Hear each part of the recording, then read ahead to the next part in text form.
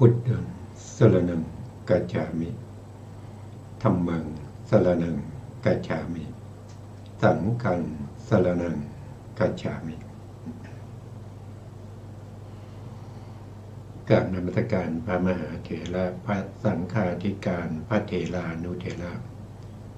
สวัสดีท่านผู้ฟังและผู้ชมทุกท่านกลับมาพบกับรายการศึกษาพระสัทธรรมเพื่อการพ้นทุกข์ครั้งนี้เป็นครั้งที่7ในเรื่องของมหาสีหนาสูตรนะครับในเรื่องของอาเจโลกกัสสปะนำมาจากทีฆนิกายศีลขันธวรรคเล่มที่12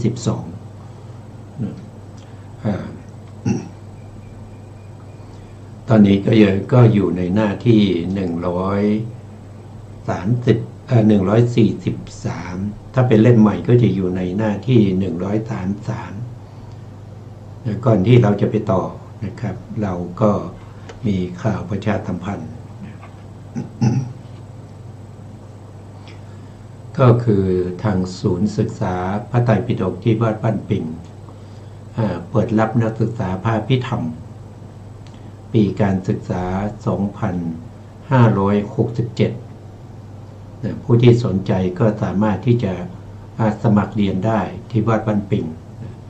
เลขที่ 194 ถนนลาดผาคีไนถนนศรีภูมิตำบลศรีภูมิโทษทีตำบลศรีภูมิอำเภอเมืองจังหวัดเชียงใหม่หรือโทรสอบถามที่เบอร์ 0857146680 การศึกษาเราเรียนภาคพิธรรมไม่มีการเสียค่าใช้จ่ายใดๆเรียนฟรีตลอดหลักสูตรผู้ที่สนใจก็สมัครได้นะครับแล้วก็มีอีกเรื่องหนึ่งนะครับนั่นก็คือเรื่องของการสนทนาธรรมการสนทนาธรรมก็นำเอาพระธรรมคำสั่งสอนของพระพุทธเจ้าการมาสนทนากันทำความรู้ความเข้าใจมีบางท่านอาจจะมีความรู้ก็นำมาแชร์ให้คนอื่นบางคนก็มารับฟังบางคนก็นำความรู้มาเพื่อให้ผู้อื่นรู้ตามหรือว่าจะมีปัญหาสอบถามก็สามารถที่จะไปสนทนาธรรมกันได้ในวันพุธของทุกๆวันพุธทุกๆวันพุธวันพุธที่จะถึงนี้ก็คือวันที่17นะครับก็จะเริ่มตั้งแต่บ่ายโมงนะครับหรือ 13.00 น.เป็นต้นไปผู้ที่สนใจก็เชิญแวะมาสนทนาธรรมได้ที่วัดบ้านปิ่งที่สถานที่เดียวกันนะครับอันนี้ก็เป็นข่าวประชาสัมพันธ์ครั้งที่แล้วเราก็ได้พูดถึงในอรรถกถาของมหาสีหนาสูตรที่นำมาจากพระไตรปิฎกชุดพระไตรปิฎกและอรรถกถาชุด91เล่มอยู่ในเล่มที่12ก็พูดถึงข้อประพฤติปฏิบัติของพวกที่เป็นพวกที่ตั้งตนว่าเป็นสาวกหรือว่าเป็นศาสดาในลัทธิอื่นๆครับไม่ว่าจะเป็นในสมัยพุทธกาลก็มีด้วยกันหลายลัทธินะครับมีครูทั้ง6นะครับตั้งตัวเป็นศาสดาบางท่านก็เป็นศาสนาปัจจุบันยังมีนะครับเขาเรียกว่าเป็นศาสนาเชนไม่สวมใส่เสื้อผ้านะครับไม่สวมใส่เสื้อผ้าไปไหนมาไหนก็จะมีไม้กวาดเล็กๆนะครับที่จะกวาดไปก่อนนะครับเขาบอกว่ากลัวว่าจะไปเหยียบพวกมดพวกแมลงตายนะครับเพราะฉะนั้นก็ไม้กวาดแล้วก็เดินไปนะครับนี่ก็เป็นลัทธิหนึ่งนะครับกัสสปะคนนี้เขาบวชอยู่ในศาสนาของพวกอาเจโลกก็คือพวกที่ไม่สวมใส่เสื้อผ้าครั้งที่แล้วก็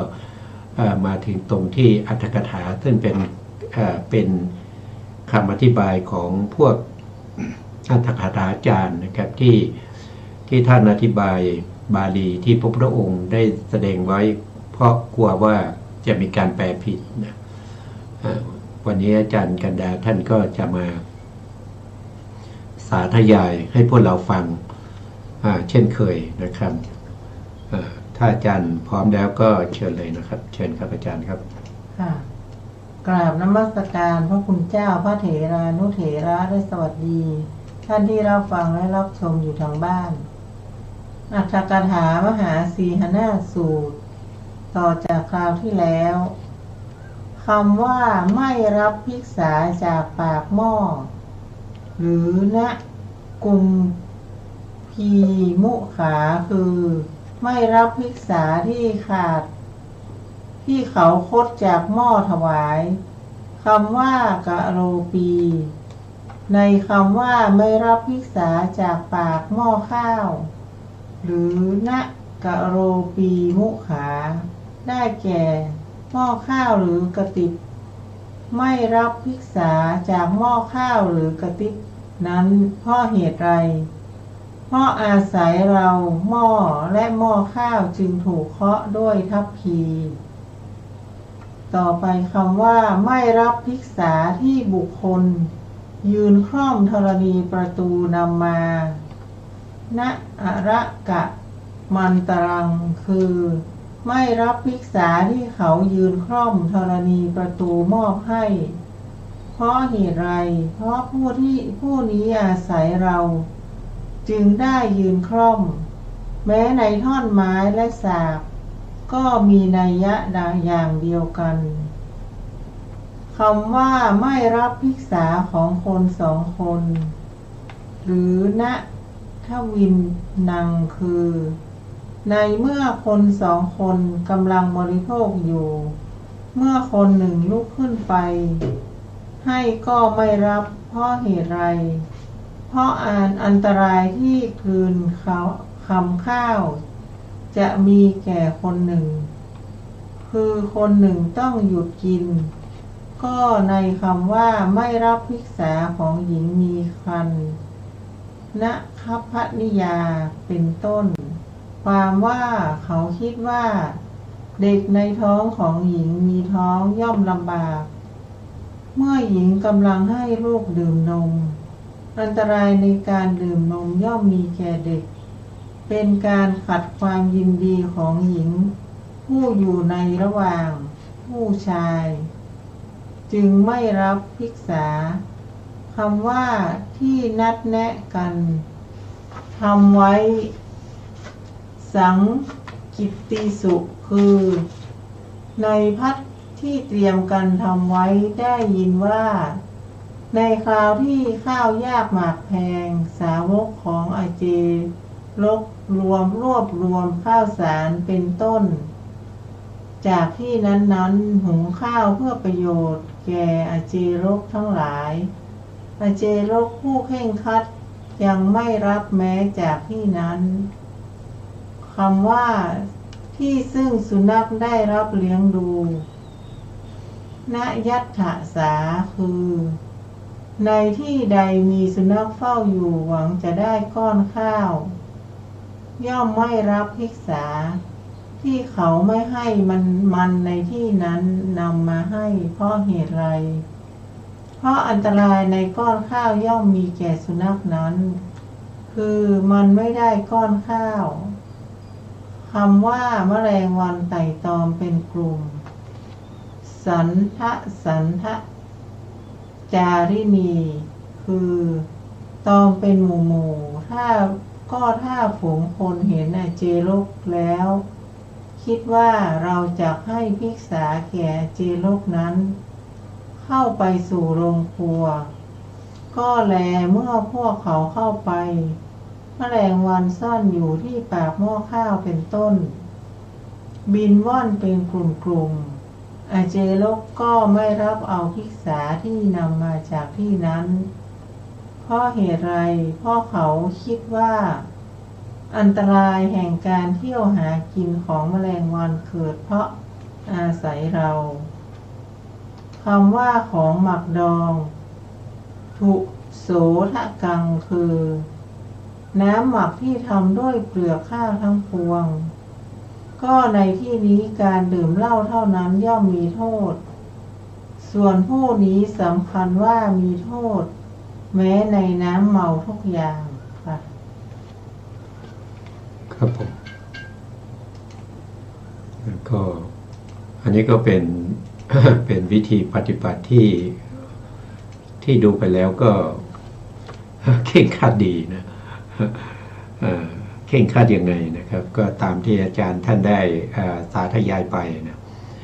ก็เขาเข่งครัดมากนะครับ แม้กระทั่งที่เขาตักข้าวที่ปากหม้อนะครับ เพื่อจะเอาใส่เขาจะมีบาตรมีอะไรใช่ไหมเขาจะมีที่ใส่นะไม่รับเพราะอะไรรู้ไหมก็ตลกเนี่ยเขาบอกว่า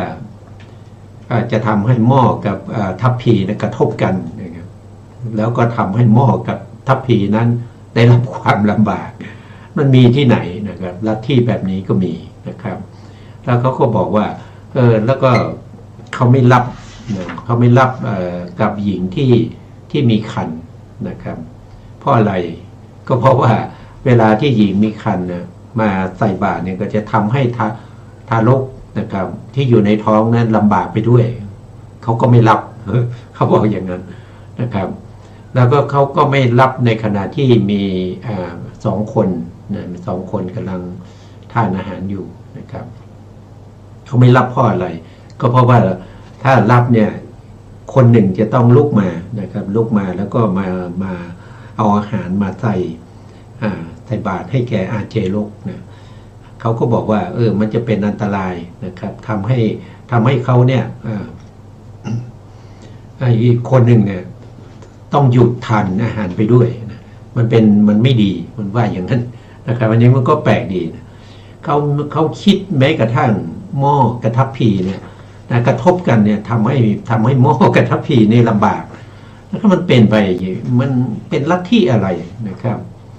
นะหม้อกระทัพพีเนี่ยมันมีวิญญาณครองหรือเปล่ามันมีจิตหรือเปล่านะครับมันไม่มีนะมันไม่มีนะครับหม้อกระทัพพีเนี่ยมันไม่มีจิตไม่มีวิญญาณครองมันจะมีความรู้สึกถึงความเจ็บปวดได้ยังไง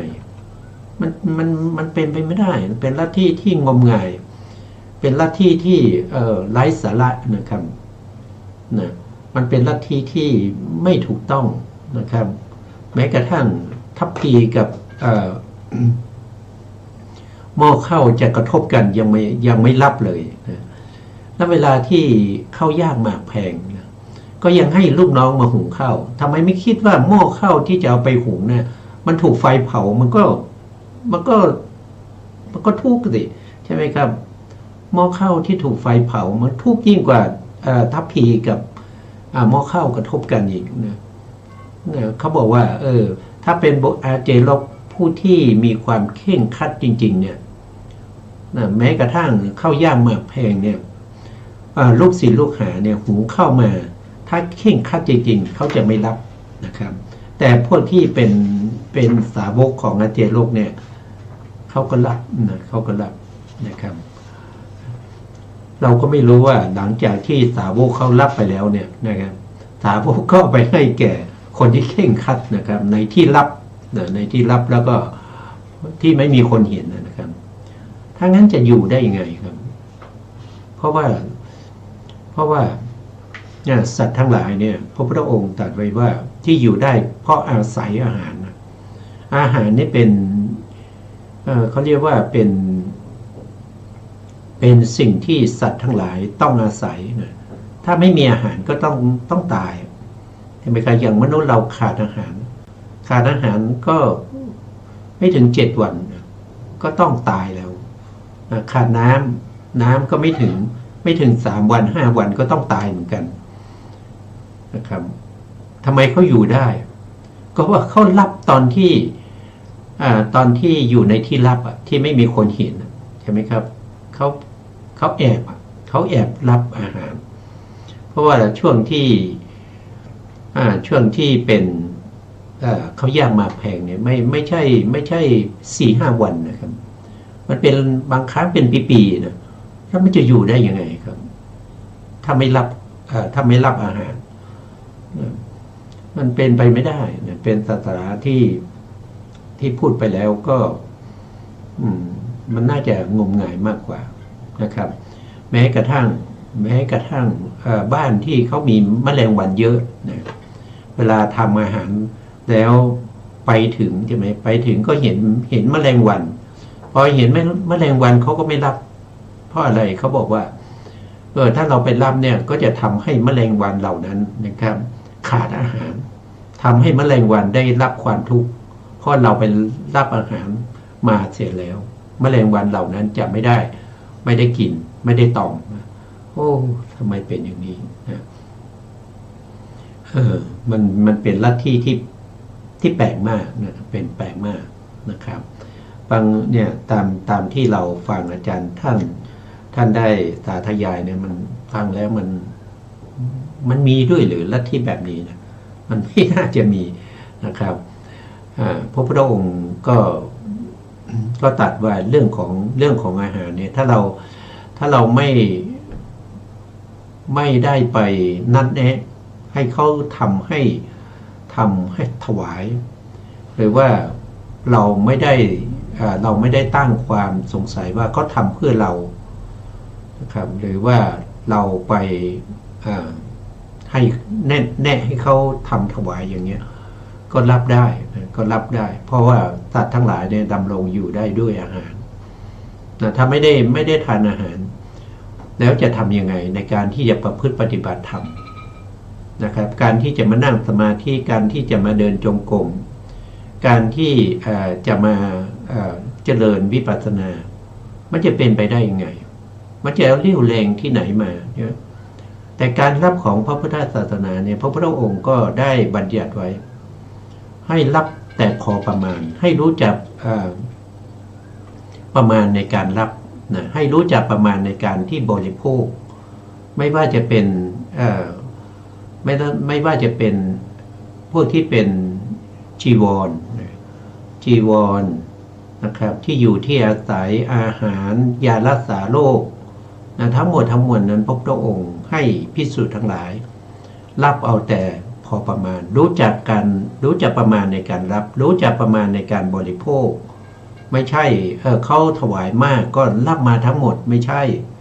นะครับให้รู้ประมาณว่าการที่เรารับมาเนี่ยเราเอาพอแต่ตัวใช่ไหมแต่ถ้ามีภิกษุอื่นกับภิกษุอื่นก็รับมาเพื่อภิกษุอื่นก็ได้นะครับไม่ใช่รับมาแล้วก็เอามารับประทานจนมากมายนะไม่รู้จักประมาณในการบริโภครับประทานแล้วก็ไม่ได้เจริญสมณธรรม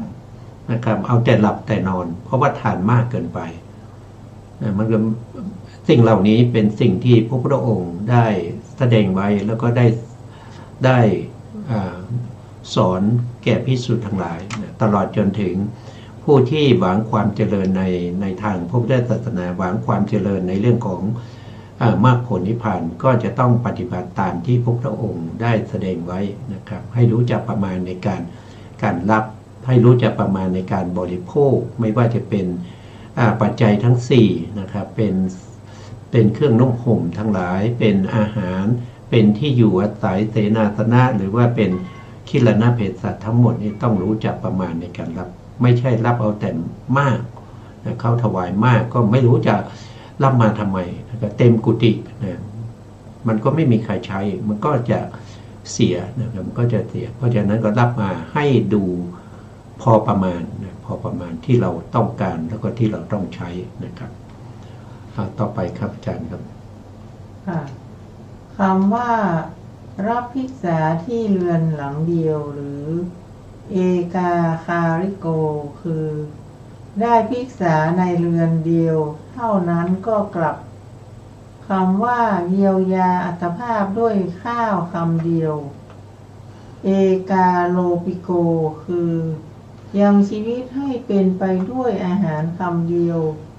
แม้ในการรับภิกษาในเรือนสองหลังก็มีในยะเดียวกันคำว่า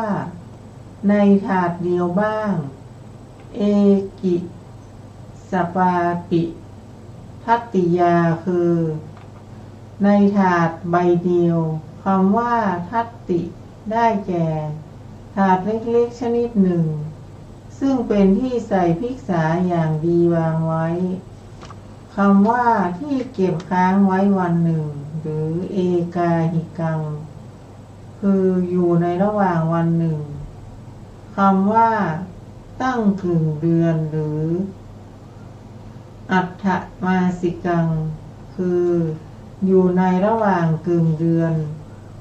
คำว่าพัดที่เวียนมาหรือปริยายพัตตะโภชานังโภชนังคือบริโภคพัดตามวาระได้แก่บริโภคพัดตามวาระแห่งวันอย่างนี้คือวันเดียว2 วัน7 วันครึ่งเดือนคำว่ามีผักดองเป็นภักษาหรือสากาภักโขคือมีผักดองสดๆเป็นอาหารคำว่ามีข้าวฟ่างเป็นภักษา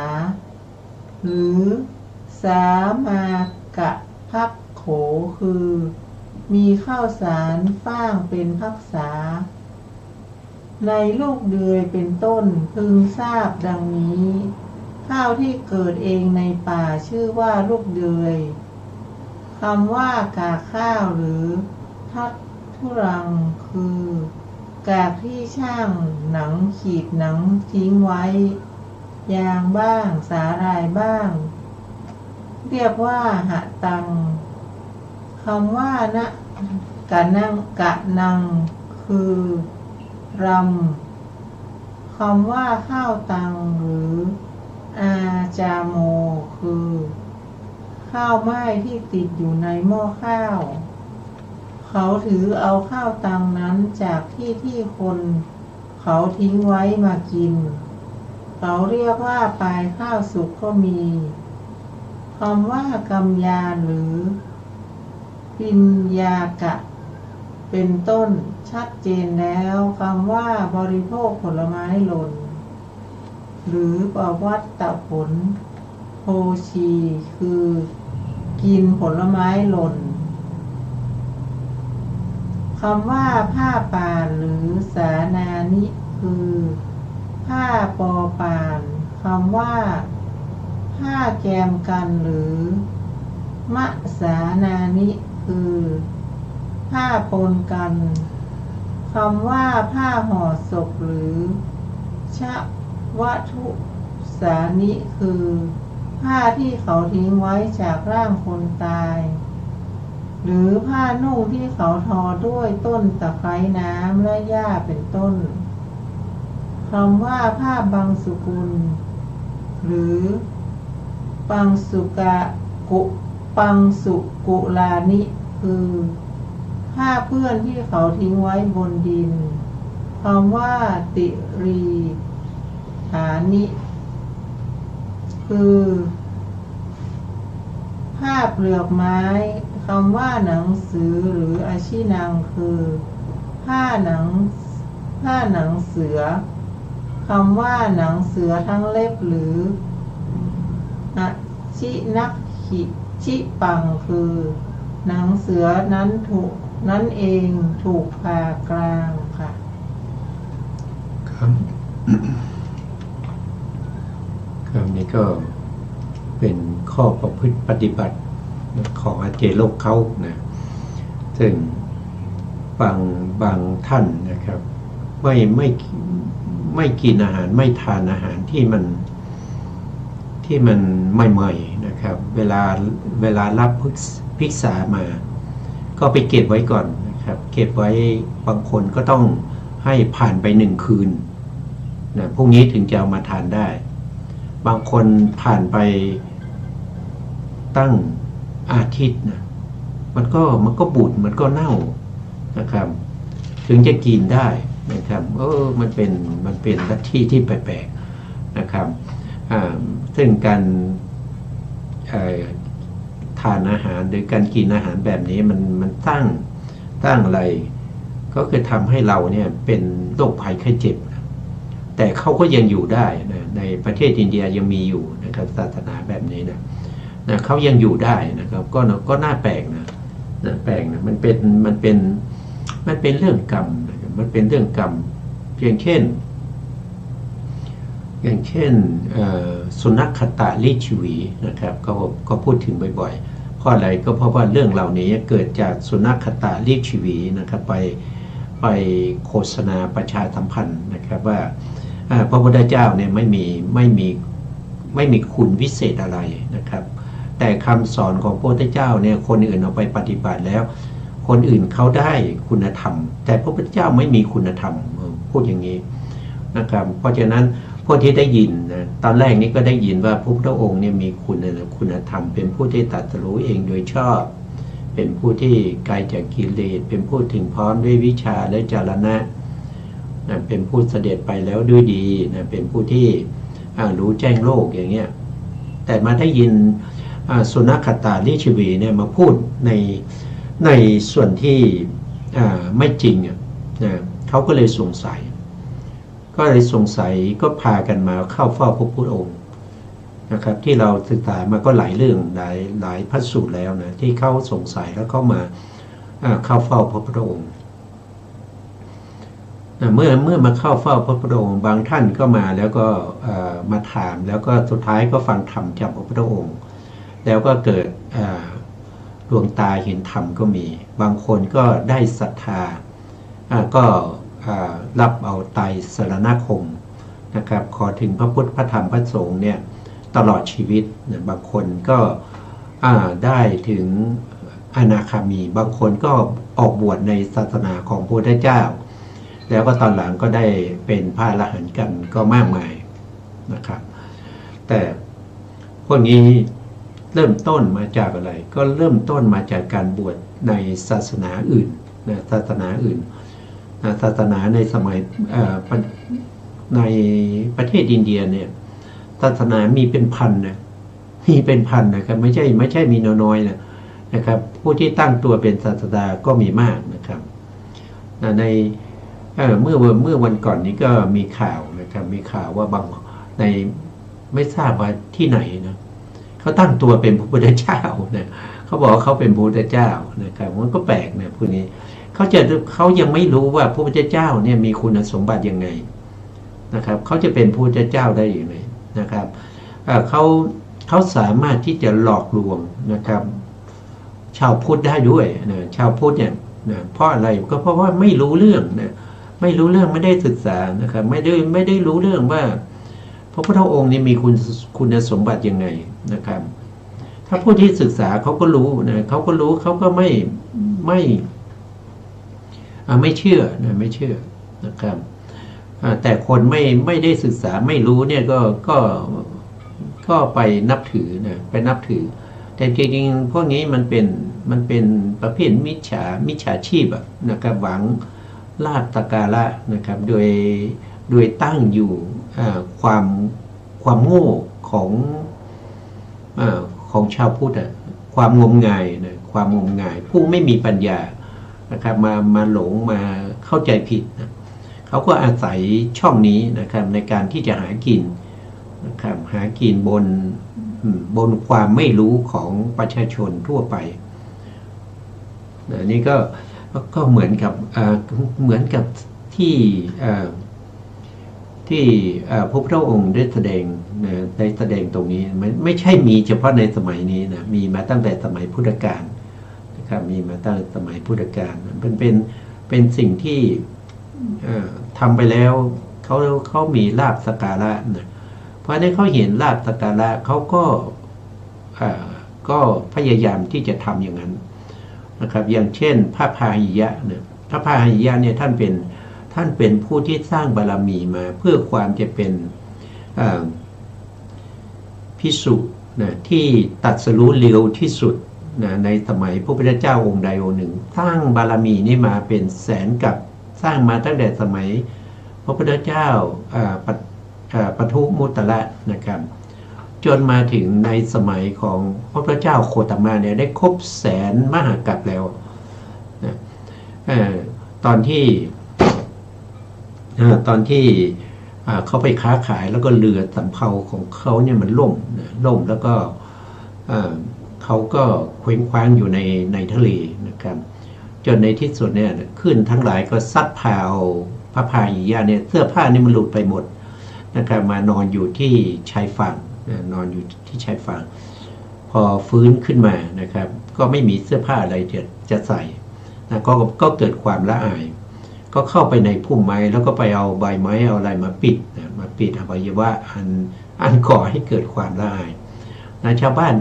นเดินมาพบเห็นเขาก็ศรัทธานะเขาก็ศรัทธาว่าโอ้ผู้นี้แม้แต่เสื้อผ้ายังไม่เอาเลยนะครับเป็นคนที่ไม่ยึดติดเป็นคนที่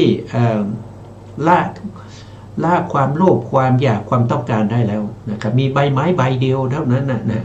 ปิดอวัยวะนะก็เลยเอาอาหารเอาอะไรมาเพื่อจะบูชาบูชาคนชีเปื่อยพระพายญะรู้อย่างนั้นนะครับ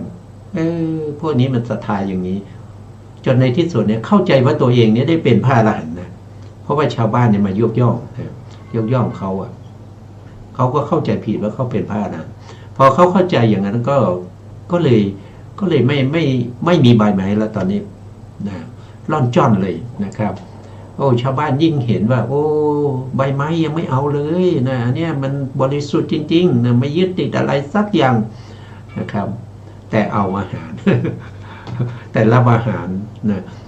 แล้วหลังจากนั้นเขาก็อาศัยอยู่อย่างนี้นะครับอาศัยอยู่นี้นะชาวบ้านก็สร้างกุฏิสร้างอะไรให้นะเขาก็อยู่แบบชีเปื่อยนะจนในที่สุดเพื่อนเขาเนี่ยที่เคยสร้างบารมีมาด้วยกันเนี่ยที่เป็นพระอนาคามีอยู่พรหมโลกเนี่ยก็ระลึกว่าเพื่อนเราตอนนี้ไปอยู่ที่ไหนเนี่ยเรามาเกิดเป็นพรหมก็เห็นพายญะเนี่ยนะครับหลอกลวงชาวบ้านด้วยกันไม่สวมใส่เสื้อผ้านะก็เลยเป็นห่วงก็เลยหายจากพรหมโลกก็มาปรากฏอยู่ที่บนอากาศที่พระพายญะก็บอกว่าท่านไม่ได้เป็นพระอรหันต์หรอกนะท่านอย่าหลอกลวงชาวบ้านเลยนะครับแล้วก็เล่าเรื่องให้ฟังว่าเคยบำเพ็ญบารมีมาด้วยกันในสมัยพระพุทธเจ้ากัสสปะนะตอนนี้พระพุทธเจ้าท่านอุบัติแล้วอยู่ที่เมืองสาวัตถีนะเมื่อเขาได้ยินอย่างนั้นบารมีเก่าเขามีกันนะเขาก็ละทิ้งแต่ซึ่งลาภสักการะที่มากมายนะที่เป็นชีเปื่อยนั้นนะครับด้านโน้นมาพบพระพุทธเจ้านะเมื่อมาพบพระพุทธเจ้าและพระพุทธองค์แสดงธรรมให้เขาฟังเขาก็ได้ตรัสรู้แล้วก็พระพุทธองค์ก็ตั้งเขาไว้ในฐานะว่าเป็นขีปาปิญญาเป็นผู้ที่บรรลุธรรมได้เร็วที่สุดนะครับกว่าภิกษุทั้งหลายสาวกของเราคนที่ตรัสรู้เร็วที่สุดนั้นก็คือพระพายญะนะครับอันนี้ก็เป็นเรื่องที่เติมเข้ามาในเรื่องของลาภสักการะของพวกที่ไม่สวมใส่เสื้อผ้านะครับอาจารย์ครับเราต่อไหมครับคำว่าผ้าคาครองหรือกุสจีรังคือผ้าที่เขาถักหญ้าคาทำไว้แม้ใยปอและใยปานก็มีในยะนี้แหละคำว่าผ้ากำพลทำด้วยผมคนหรือเกสกรรมพรังคือผ้ากำพลที่ทำด้วยผมมนุษย์ดังผ้าที่พระผู้มีพระภาคเจ้าตรัสหมายถึงแม้ฉันใดก็ดีภิกษุทั้งหลายผ้าที่ทอแล้วอย่างใดอย่างหนึ่งบรรดาผ้าเหล่านั้นผ้ากำพลที่ทอด้วยผมนับว่าเลวที่สุดภิกษุทั้งหลายผ้ากำพลที่ทอด้วยผมเย็นในเวลาเย็นและร้อนในเวลาร้อนมีค่าน้อยมีสีทารามมีกลิ่นเหม็นคุ้งและระคายคำว่าผ้ากำพลทำด้วยขนสัตว์วาระกำพลังคือผ้ากำพลที่ทำด้วยหางม้าคำว่าผ้าทำด้วยขนปีกนกเขาแมวหรืออุลูกะปักขิกังคือผ้านุ่งที่ทำขึ้นโดยนำปีกนกเขาแมว มาสานกันคำว่าประกอบความเพียรในการโยงอุพิกับปทานะมัญยุตโตคือประกอบความเพียรเขย่งแม้เดินไปก็เขย่งเดินโยงคำว่าเป็นผู้นอนบนหนามกันตะกะปัสสยิโกคือปักหนามเหล็กหรือหนามธรรมดาไว้บนพื้นดินลาดหนังไว้ในที่นั้นแล้วทำเป็นที่ยืนและที่จงกรมเป็นต้นคำว่านอนหรือเสยยังคือแม้เมื่อนอนก็นอนในที่นั้นเองคำว่าการนอนบนแผ่นกระดานหรือพระกะเสยยังคือที่นอนทำด้วยแผ่นไม้คำว่าการนอนบนเนินดินหรือถันทิละเสยยังคือนอนบนพื้นที่สูงคำว่าเป็นผู้นอนตะแคงข้างเดียวหรือเอกะปัสสยิโกคือนอนโดยข้างเดียวเท่านั้นคำว่าเป็นผู้หมักหมมด้วยธุลีหรือละโชชันละทะโรคือทาร่างกายด้วยน้ำมันแล้วยืนในที่ฝุ่นฟุ้งต่อมาฝุ่นจะติดที่ร่างกายของเขาให้ฝุ่นนั้นเกาะอยู่คำว่านั่งบนอาสนะตามที่ลาดไว้หรือยะถาสันทติโกคือไม่เลือกอาสนะที่ได้อาสนะอย่างใดก็นั่งบนอาสนะอย่างนั้นเป็นปกติคำว่าเป็นผู้บริโภคพูดหรือเวกติโกคือกินขี้เป็นปกติพูดเขาเรียกว่าขี้คำว่าเป็นผู้ห้ามน้ำเย็นอาปานโกคือห้ามการดื่มน้ำเย็นชื่อว่าเวลาเย็นเป็นครั้งที่3สวยตะปิยกังเพราะมีการอาบน้ำครั้งที่3ในเวลาเย็นอาเจโลกคิดว่าเราจะลอยบาปวันละ3 ครั้งคือเช้าเที่ยงเย็นจึงกล่าวว่าผู้ประกอบการขนขวายลงอาบน้ำค่ะครับอันนี้ก็ข้อปฏิบัตินะมีด้วยกันหลายแบบหลายอย่างนะซึ่งถ้าพูดแล้วก็เป็นข้อปฏิบัติที่มันเกินไปนะมันเกินไปมันไม่ได้อยู่ทางสายกลางมันไม่ได้อยู่ในข้อปฏิบัติที่เรียกว่ารู้จักประมาณในการบริโภคนะครับนะอย่างเช่นบางคนเนี่ยบางคนก็ปฏิบัติด้วยกันไม่กินอาหารที่เขากินแต่ไปกินขี้โคอย่างเนี้ยไมโคอย่างเนี้ยนะตรงนี้ท่านบอกว่ากินขี้เลยนะครับก็ไม่รู้ว่าเป็นคูดเป็นมูดของสัตว์อะไรนะครับของมนุษย์เราหรือเปล่าก็ไม่รู้นะครับบางคนก็ไม่กินน้ำเย็นบางคนก็ทำไมไม่กินน้ำเย็นนะเขามีข้ออธิบายว่าถ้ากินน้ำเย็นเนี่ยเพราะน้ำเย็นเนี่ยมันจะมีสัตว์อยู่ในนั้นนะมันจะมีสัตว์อยู่ในนั้นเขาจะไม่ดื่มน้ำเย็นนะเขาจะดื่มน้ำอุ่นนะครับน้ำอุ่นคือน้ำที่เขาไปต้มแล้วนะต้มแล้วเดือดแล้วพออุ่นๆเขาก็จะดื่มนะเขาบอกว่าน้ำเย็นเนี่ยมันจะมีสัตว์เขาไม่กล้าดื่มนะกลัวสัตว์นั้นจะทรมานทำไมเขาไม่คิดว่าเวลาที่เอาน้ำไปต้มให้น้ำมันอุ่นเนี่ยสัตว์ที่อยู่ในน้ำมันก็ทรมานเหมือนกันใช่ไหมมันก็ทุกข์เหมือนกันนะครับถ้าคิดอย่างนั้นเนี่ยมันไม่ต้องทำอะไรแล้วไม่ต้องทำอะไรนะครับแต่เขาบางพวกก็มีการล้างบาป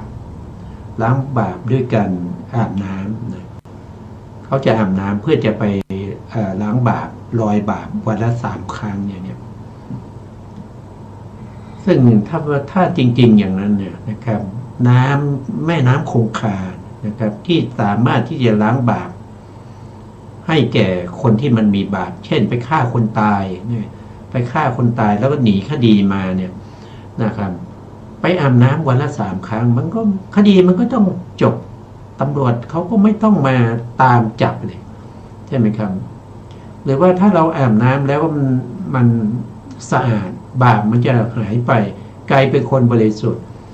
แล้วก็ปลาล่ะนะครับปลากุ้งหอยเต่านะครับที่อยู่ในน้ำมันก็บริสุทธิ์เลยครับใช่ไหมมันก็พวกนี้ก็ไปถึงนิพพานกันหมดเลยใช่ไหมครับ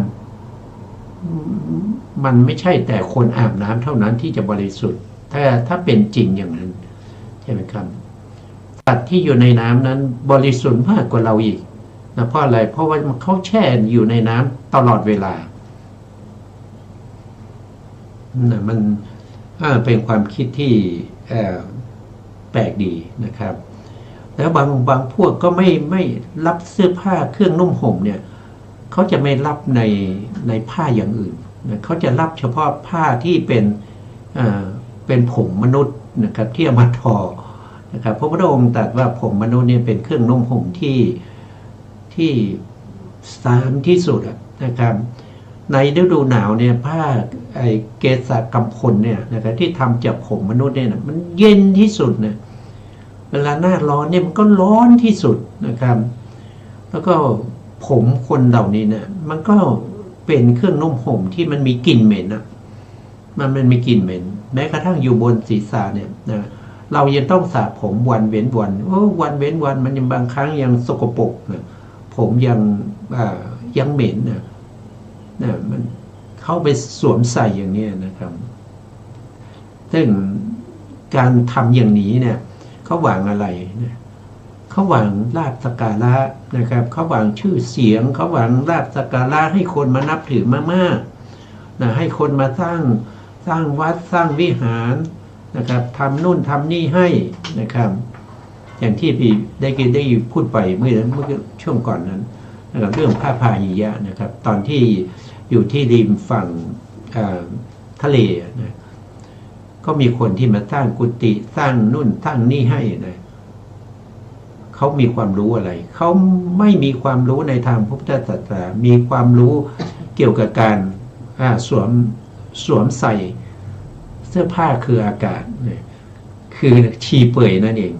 นะครับเอาอากาศนี้เป็นเสื้อผ้านะเป็นคนที่ไม่ละอายนะถ้าเป็นประเทศไทยเนี่ยนะครับก็ถูกตำรวจเนี่ยนำตัวไปแล้วนะครับมันก็แปลกดีนะครับแล้วคนประเภทนี้เวลาที่เขาทำแบบนี้นะมันเป็นนิสัยเป็นอัธยาศัยด้วยนะถ้าคนที่ไม่มีบุญเก่าไม่เคยประพฤติปฏิบัติสร้างบารมีมาเนี่ยเขาจะติดเป็นนิสัยนะพอเขาติดเป็นนิสัยเนี่ยเขาไปเกิดที่ไหนเขาก็ไปเกิดเป็นพวกเดรัจฉานที่ไม่มีขนนะไม่มีขนนะครับแล้วถ้าบุญนานๆไปมีบุญเก่าที่มีอยู่ก็ให้มาเกิดเป็นมนุษย์พอมาเกิดเป็นมนุษย์เนี่ยเขาจะเป็นคนที่ใส่เสื้อผ้าไม่ได้นะถ้าถูกเสื้อผ้าเขาก็จะคันนะเขาก็จะคันแล้วก็หนังก็จะแตกนะมันเป็นกรรมนะเป็นกรรมเก่าที่เขาทำมาเพราะเขา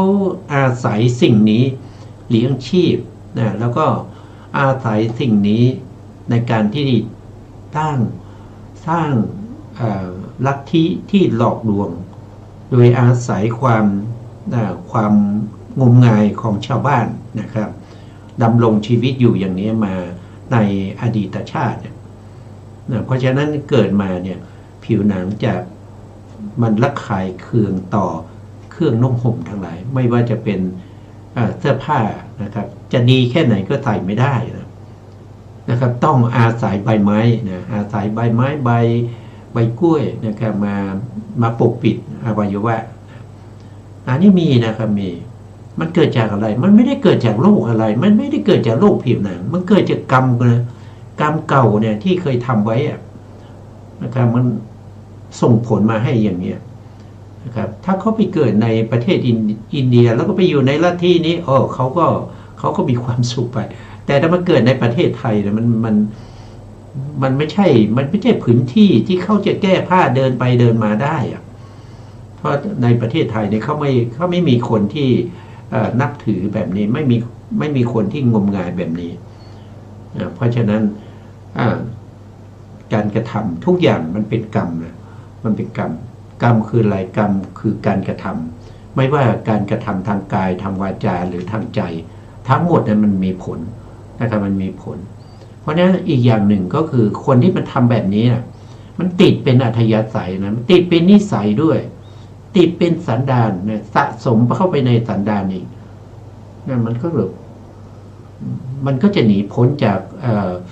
กรรมเหล่านี้ไปได้ยังไงนะครับในภพหน้าภพต่อไปเราก็ต้องเสวยผลของกรรมเหล่านี้นะครับหลอกลวงผู้อื่นด้วยกันไม่สวมใส่เสื้อผ้านะผลที่จะได้มาในอนาคตนะครับอย่างน้อยๆนะนั่นก็คือไปเกิดเป็นเดรัจฉานที่ไม่มีเสื้อผ้าใส่แล้วก็ไม่มีขนนะมันเป็นประเภทนั้นอาจจะเป็นสัตว์เป็นปลาที่เป็นปลาหนังอย่างเงี้ยนะครับหรือว่าถ้ากลับมาเกิดเป็นมนุษย์ก็มีปัญหากับเสื้อผ้าใส่ไม่ได้นะเพราะมันร้อนมันคันอะไรพวกนี้นะครับอันนี้เป็นเรื่องของความไม่ดีเป็นเรื่องของกรรมมันมีนะครับมันมีจริงๆนะต่อไปครับอาจารย์เหลือเวลานิดหน่อยครับผมว่าด้วยความไร้ประโยชน์ของการบำเพ็ญตบะลำดับนั้นเมื่อพระผู้มีพระภาคเจ้าจะทรงแสดงความที่การพยายามบำเพ็ญตบะนั้นเว้นจากศีลสัมปทาเป็นต้นเป็นการกระทำที่ไร้ประโยชน์จึงตัดขึ้นต้นว่ากัสสปะแม้ถ้าเขาเป็นผู้เปลือยหรืออาเจระโกเจปิกัสสปะโหติในคำเหล่านั้นคำว่ายังห่างไกลหรืออาระกาจะคือในที่ไกลคำว่าอันไม่มีเวรหรืออเวรังคือเว้นจากเวรที่ทำให้เกิดโทษคำว่าไม่มีความเบียดเบียนหรืออัพพยาปัชชังคือเว้นจากความเบียดเบียนที่ให้เกิดโทมนัสคำว่าข้าแต่พระโคดมผู้เจริญสามัญญคุณทำได้ยากทุกกรังโคตมะนี้ท่านกัสสปะกล่าวแสดงว่าเมื่อก่อนพวกข้าพระองค์เข้าใจว่าความเป็นสมณะและความเป็นพราหมณ์มีเพียงเท่านี้แต่พระองค์ตรัสบอกความเป็นสมณะและความเป็นพราหมณ์อย่างอื่นคำว่าคำกล่าวนั้นเป็นปกติโขเอสาคือคำนี้เป็นปกติคำว่ากัสสปะด้วยการปฏิบัติมีประมาณน้อยนี้หรืออิมายะจะกัสสปะมัตตายะคือว่ากัสสปะอิว่าความเป็นสมณะหรือความเป็นพราหมณ์ด้วยประมาณนี้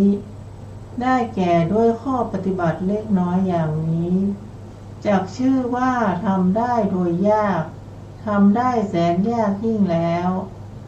ถ้าเช่นนั้นก็ไม่ต้องกล่าวว่าความเป็นสมณะทำได้ยากความเป็นพราหมณ์ทำได้ยากนี้เป็นอรรถาธิบายด้วยการเชื่อมบทในข้อนี้การเชื่อมบทในที่ทั้งปวงก็พึงทราบโดยในนี้คำว่ารู้ได้ยากหรือทัชชาโนนี้อเจลกัสสปะนั้นกล่าวหมายเอาคำนี้ว่าเมื่อก่อนพวกข้าพระองค์เข้าใจว่าเป็นสมณะหรือเป็นพราหมณ์ด้วยเหตุเท่านี้แต่พระองค์ ตรัสโดยประการอื่นลำดับนั้นพระผู้มีพระเจ้าทรงปฏิเสธคำโต้แย้งนั้นของท่านกัสสปะนั้นแล้วทรงเปิดเผยความเป็นผู้รู้ยากตามสภาพจึงตัดคำขึ้นต้นว่า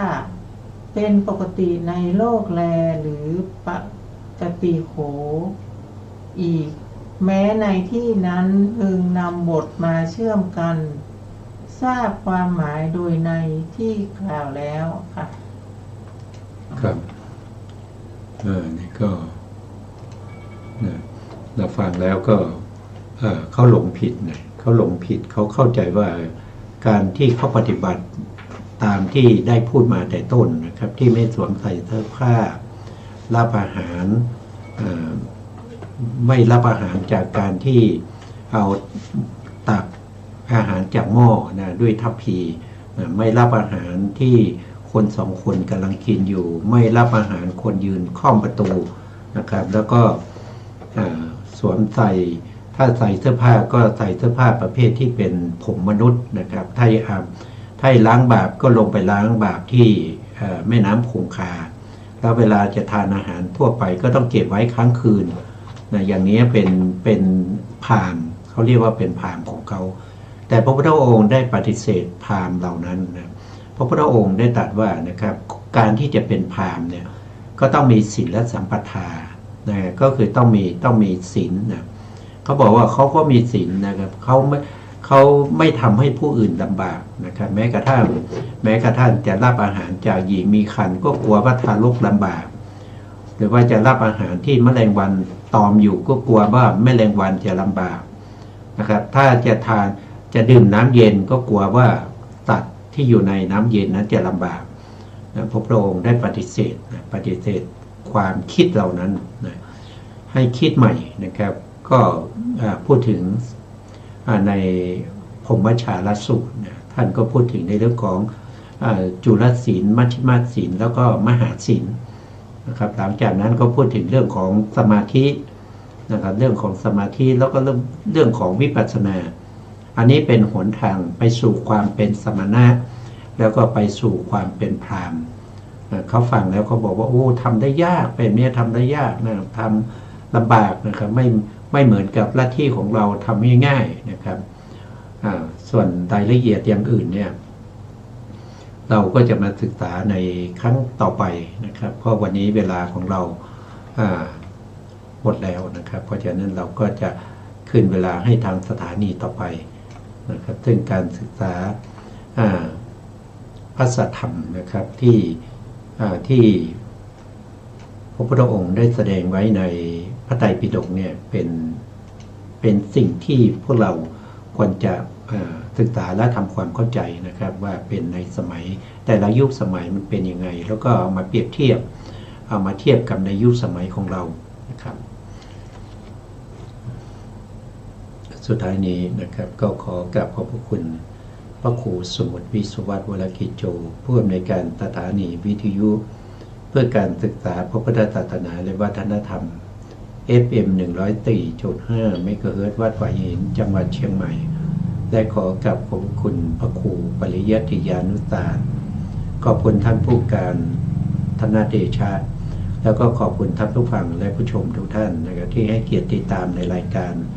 ศึกษาพระธรรมเพื่อการพ้นทุกข์นะครับวันนี้เวลาหมดลาไปก่อนพบกันใหม่ในครั้งต่อไปครับสวัสดีครับสวัสดีค่ะ